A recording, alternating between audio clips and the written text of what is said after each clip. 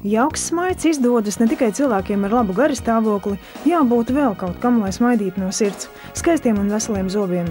Izrādās latvieši grib smaidīt un aizvien rūpīgāk un pamatīgāk cīnās par ikvienu zobu palikšanu mutē, apgalvo medicīnas zinātņu doktora Alēna Butkeviča. Viņiem francūžiem, viņiem vienalga, kāda viņiem ir zoba. Angļiem ir vienalga, kāda viņiem ir zoba. Ja? Amerikāņiem tad, mani zobi. Ja? Un latviešiem kā pa brīnumu patīk labi zobi. Respektīvi, nezinu, man vecāmāte teikusi, ka visam, ja tev viss var būt ļoti vienkārši, bet tev jābūt tīrām kurpēm un labiem zobiem.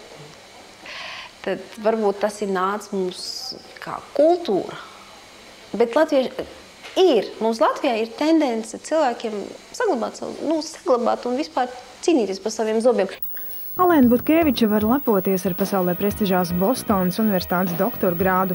Viņa izstrādājusi revolucionāru inovatīvu metodi periodontozes ārstēšanai. Pasaulē trešdaļa iedzīvotāji cieši no periodontozes. Tā veidojas ne tikai ap zobu, bet arī ap implantu. Šīs 40-gadīgā sievietes zobu un smadzenes ir smagi cietušas no slimības, un process ir neatgriezenisks. Alēnas izstrādātajai metodē vēl nepieciešama izpēta, tomēr jau tagad ir skaidrs, ka interese par to pasaulē ir milzīga. Sadarbībā ar Latvijas Universitātes eksperimentālās un klīniskās medicīnas institūtu uzsākta šīs metodes zinātniskā pētniecība. Kaut kādu iemeslu dēļ ir bijuši pakļauti paradentozē, citām slimībām, kas ir noēdušas to pamatstruktūru, kas notur zobus žoklī. Ja? Pieņemsim, ja es viņā skatos savu zobu, es viņu nevaru pakustināt. Viņš ir stingrs tur kaulā. Organismam ir spējas audzēt jaunu kaulu, tāpat kā viņu noārdīt. Metodas pilnveidošanai un zinātniskajam darbam doktora un Latvijas Universitātes eksperimentālās un klīniskās medicīnas institūts vēlas piesaistīt Eiropas Reģionālās attīstības fonda finansējumu. Šis ir pasaules līmeņa projekts, tāpēc ir iespējas arī starptautiskai sadarbībai.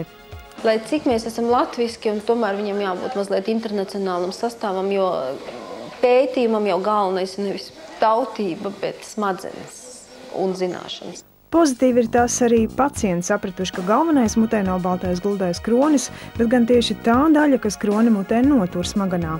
Cik mēs varēsim caur zinātnisku projektu izārstēt pacientus un cik mēs varēsim palīdzēt cilvēkiem, kas varbūt nevar atļauties, mēs to arī darīsim. Mēs darīsim Latvijā. Un cik mēs varēsim palīdzēt cilvēkiem, kas varbūt nevar atļauties,